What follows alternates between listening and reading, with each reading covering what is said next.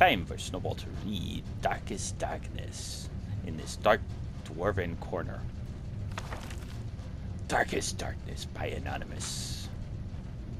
In Morrowind, both worshippers and sorcerers summon lesser Daedra and bound Daedra as servants and instruments. Most Daedric servants can be summoned by sorcerers only for a very brief periods within the most fragile and tenuous frameworks of command and binding. This fortunately limits their capacity for mischief, though in only a few minutes most of these servants can do terrible harm to their summoners as well as their enemies. Worshippers may bind other Daedric servants to this plane through rituals and pacts.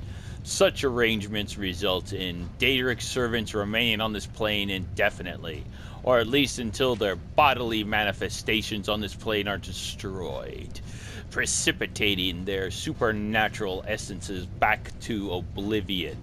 Whenever Daedra are encountered at Daedric ruins or in tombs, they have almost invariably long-term visitors to our plane.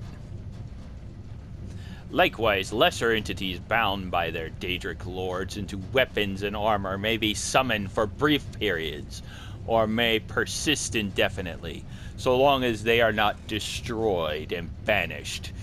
The class of bound weapons and bound armor summoned by temple followers and conjurers are examples of short-term bindings. Daedric artifacts like Mehrunes' razor and the Mask of Clavicus Vile are examples of long-term bindings. The Tribunal Temple of Morrowind has incorporated the veneration of Daedra as lesser spirits subservient to immortal Almsvi, the Tribune godhead of Almaxia, Sothsil, and Vivek. These subordinate Daedra are divided into the good Daedra and the bad Daedra. The good Daedra have willingly submitted to the authority of Almsvi.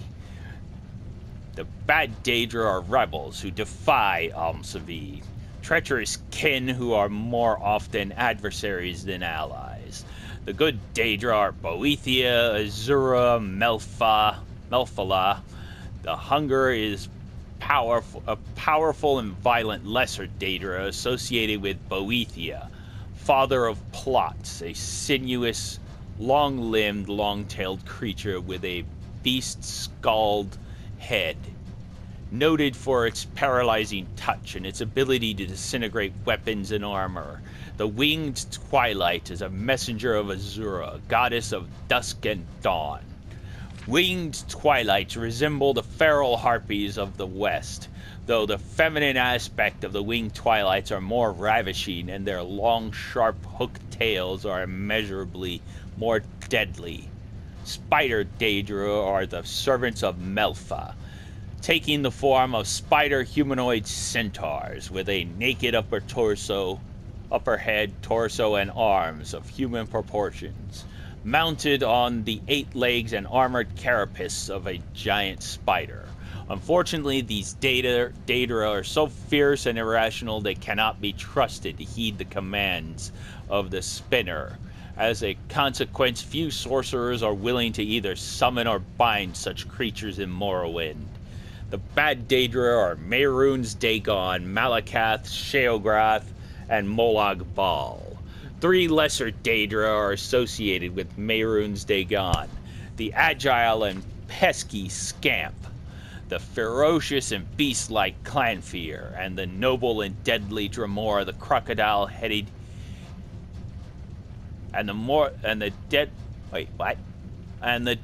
noble and deadly Dremora. Okay. The crocodile-head humanoid Daedra called the Daedroth is a servant of Molag Bal, Poop Demon, while the giant but dim-witted Orgrim is a servant of Malakath.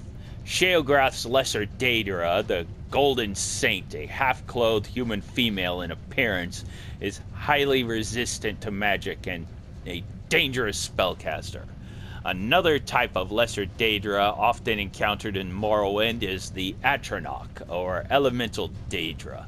Atronachs have no binding kinship or alignments with the Daedric lords, serving one realm or another at whim, shifting sides according to seduction, compulsion, or opportunity.